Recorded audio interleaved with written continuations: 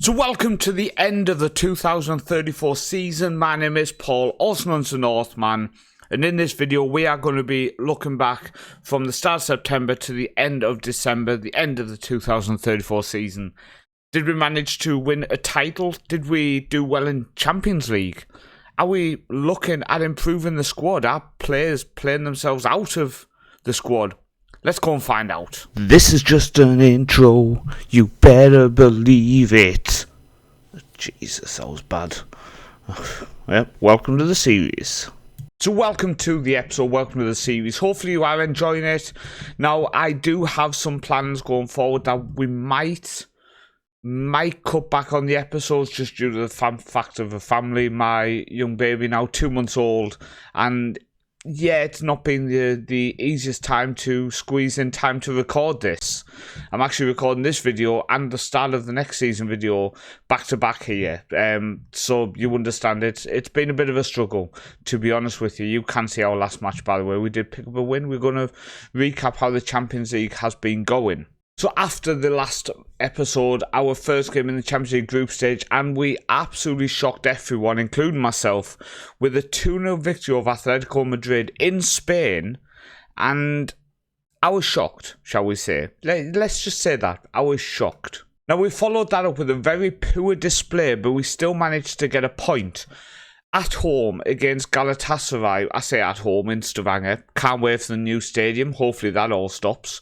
But a 2-2 draw in a game where we really did look poor, we've got to take them. Now, unfortunately, that was followed up with a 2-0 defeat at home to Lyon, and the class was very clear. They were the better side, they were deserving of the win. Now, we did then sneak a victory, and I would say we deserved a victory. We only had 30% possession, but we had more shots than them, at home to Premier League Arsenal 1-0 with an 89th minute penalty. But let's be honest, doesn't matter if you score with a penalty, a wonder goal, a win is a win. We were then brought back down to earth in Scotland at Celtic Park, where we lost 2-0. But we have just got a victory away from home in Holland against Feyenoord, 1-0, with Luis Diaz getting a goal in the 91st minute. And that sees us currently sitting in 14th place after 6 games and looking decent, looking like we are going to get into the knockout stage of the Champions League again. Back-to-back seasons in the knockout stage of the Champions League, and financially it's been a massive help, getting them 2.5 million for wins, 3 of them 7.5 million. You can see we now have 38 million in the bank, and we're sitting pretty with back-to-back seasons of profit. After a red season the season before that, if you remember, it is really nice how we did end up getting in profit this season. So I have zoomed... Balls, clicked the wrong button. I have zoomed in so you can't quite see where the league finished. So let's work our way through this, shall we then? After the last episode, we then beat Molde 1-0. We then beat Grorud 2-0 before a 2-2 away to Werder Glimt, which you will always take. Then a 2-1 victory over Vålerenga. And we then followed up against Fredrikstad, a 3-0 victory. 3-2 over Stabæk before draws against Sogndal, Viking Stavanger, Brann and Ålesund all in a row meant that we did drop 8 points from them 4 games, which was a bit disappointing. But we did then beat Chelsea 3-0 and ended the season against Vålerenga with a 1-0 victory. Was that enough to make us league champions again? No. It was not enough, and the worst thing is, them 4 games drawn in a row, 1 victory in one of them games would have saw us win the league on goal difference. So we finished on 59 points. We got into Champions League qualifying, by the way, on the final day. But as you can see, Sogndal won their first title, and it's now 2 seasons in a row where we've came second, haven't quite got over the line. But we did win the league a few years ago, and I am still confident we are moving in the right direction. If we go into the squad side of things, our top goal scorer for the season then was Samari, but only 19 goals in 32 games is disappointing. I would like to see him get in over 20 goals every single season. And we've got career stats here. So in terms of league campaign, 13 goals, 21, 15, 13. I would like us next season closer to 20 again, if not over the line with 20. Second top goal scorer was Duric with 13, Pinker with 10, Luis Diaz picked up 9 in 11 starts, Jotun with 5. In terms of assists, double figures for Duric and Pinker with 9. It does show me that the attacking midfielder tactic we came up with is working well in terms of them attacking midfielders getting on the score sheet. Compared to previous seasons for us, you can see the first season, Duric didn't get a single goal and only 4 assists. This season, 5 assists, but 8 goals was the big difference. Now, Pinker in that shadow striker actually did worse in the league. 4 goals where he got 5 last season, 6 assists where he got 8 last season. Bit disappointing. Honestly, did think we were looking a lot better with this tactic in terms of goals and assists for the squad as a whole. But I don't know. Is there something we need to adjust? What would you change in this tactic going in next season? But we did well. I am pleased. I'm curious in terms of detail-wise, possession-wise, 56%. Topping that was Rosenborg with 66%. Maybe we need to look at a couple of their players, see if anyone is standing out that we need to maybe look at trying to bring to EGERSUND. Now, Rosenborg came in 7th place, but absolutely dominated possession this season.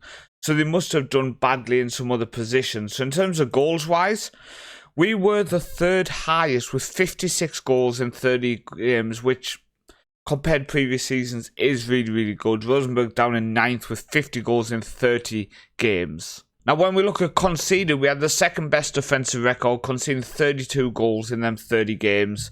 Where Rosenborg then? They are 7th, so they were pretty much mid-table goals and assists.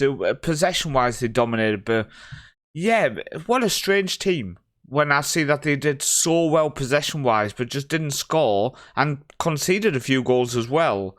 Strange. In terms of salary per annum, we are up now in 5th place with a 6.79 per season. We've had a massive jump forward, but that is mainly due to the fact that we do need to try to be a bit more successful in the Champions League, and to do that, I've decided just to spend a little bit more money. And when you go on the squad side of things, wage-wise, you can see Scholby, who came in on 29k a week, is a massive earner compared to everybody else. And yeah, his first season for us, 12 starts, only 2 assists from that wing-back position. Is he justifying 29k plus 16k in every game he plays? Not at all. And I hope and pray that next season that does a lot better. Luis Diaz is our 2nd highest earner, and I would say that he's had a very good season. 13 games in the league, 8 goals. It's a very solid record, and labelled as a wonder kid. I do think we have a lot of potential to use him next season. Will he overtake Samari as our striker, or will he take up that shadow striker role? I'm unsure at the minute, but I do have a lot of hope that our team is looking strong. Defensively, Gonzalez has been settling in really well in this wide centre-back position. He has become more accomplished at that now. He has now been capped by Colombia as well. I think our defence is looking very solid with Juricic, who we signed from Viking Stavanger, Laho and Gonzalez in that back line. I would like to bring in Solte just because he came through the academy, but I'm unsure where he would fit in. Due to his passing attribute of only 7, he's more of a no-nonsense central defender. Does that mean he would have to slot into the middle of a 3? I'm not sure. Let me know where you, and if you, would play him. Comment that below. So in terms of our under-19s, we end up finishing in 3rd place, 3 points off top. So we are looking solid. Again, it's a couple of years since we won the title. Obviously, when we won the league title, we also won the under-19. So we won like a double title there. 2nd highest average rating was Eggerdink, who I do think has potential to move up to the first team. 17 years old. Another academy player, so it would be nice to give him an opportunity in that first team. Nobody in terms of top goal scorer and top assists, though, which is a bit upsetting. Top goal scorer was for EGERSUND, and top assist was for Valerenga. Both teams finished above us in the league, so it is understandable that that has happened. So in terms of who went down from the league this season, it was Sandnes Ulf and Fredrikstad who got relegated. Coming up from the second tier is Junkeren, one of our feeder clubs, and Strømsgodset have bounced back up. Going down is Sandefjord, Kristiansund and Arendal.